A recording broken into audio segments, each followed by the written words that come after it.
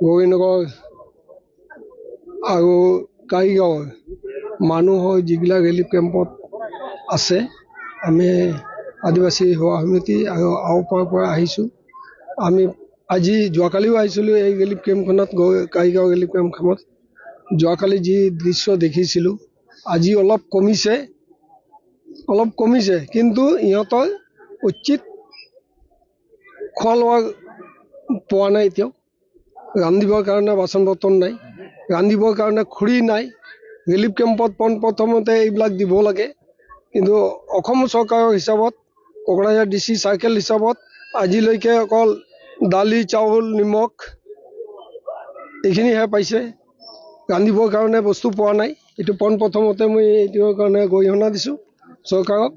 Relief কেম্পৰ মানুহ কোনোমতে জীয়াই আছে, ইহঁতক মানে উচিত খাদ্য দিব লাগে।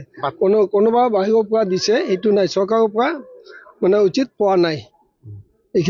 এইটো ক'লো। আৰু এটা কথা, এইটো ল'ৰা ছোৱালীৰ কাৰণে এতিয়ালৈকে খাদ্য পোৱা নাই, এতিয়ালৈকে কৰা নাই।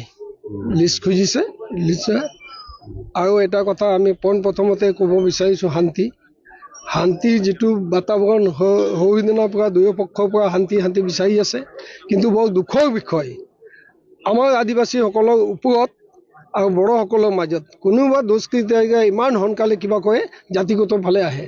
আৰু এনেকুৱা দুৰ্ভাগ্যৰ বিষয় আমাৰ ইয়াত আমি দেখিছোঁ, যিমানবাৰ হৈছে এই ইলেকশ্যনৰ ওচৰে পাঁজৰে হয়। আগত 96 সময়ত হৈছিল খেতি বাতিৰ সময়ত। এতিয়া এনেকুৱা পিছত এনেকুৱা হুমাৰ আহে, এনেকুৱা জাতিগত অলপ সংঘৰ্ষৰ ভয় দেখুৱাই এই ইলেকশ্যনৰ সময়ত। এইটো বৃহৎ দুৰ্ভাগ্যৰ বিষয়। আৰু এই ইলেকশ্যনৰ আগে চৰকাৰ চুপচাপ থাকে।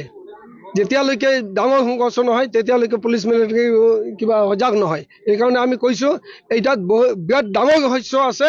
আদিবাসীসকল, চান্তালসকলৰ যাতে শিক্ষা দীক্ষাৰ পৰা পিছ পৰি থাকে, সেইকাৰণে এই ৰহস্যটো উদ্ঘাটন কৰিব লাগে। আৰু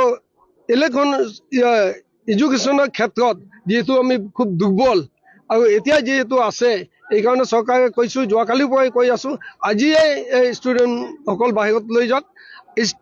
ষ্টুডেণ্টৰ পৰীক্ষা দিবৰ কাৰণে যিবিলাক কাগজ পত্ৰ আছিল, এই কাগজ পত্ৰও জ্বলি গৈছে।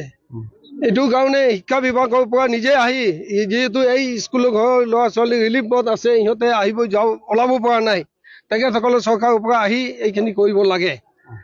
আৰু যিটো শান্তিৰ কথা কৈছে, সঁচাকৈ শান্তি লাগে।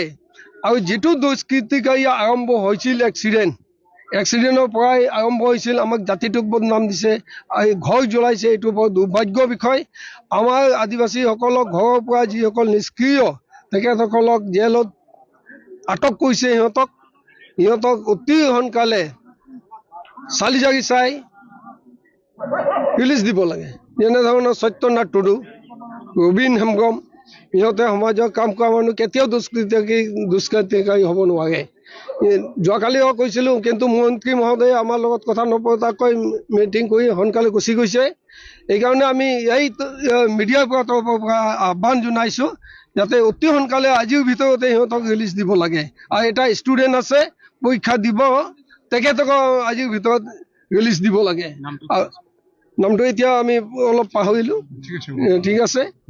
আৰু যিখিনি আমি আৰম্ভ কৰিছোঁ, কোকৰাঝাৰ ডিষ্ট্ৰিক্টত সঁচাকৈ আমিও খুব ৰিম'ট কণ্ট্ৰলত নিজেও থাকোঁ, পুলিচ প্ৰশাসন ঘূৰি আছে, গোটেইখিনি সঁচা ভাল পাইছোঁ।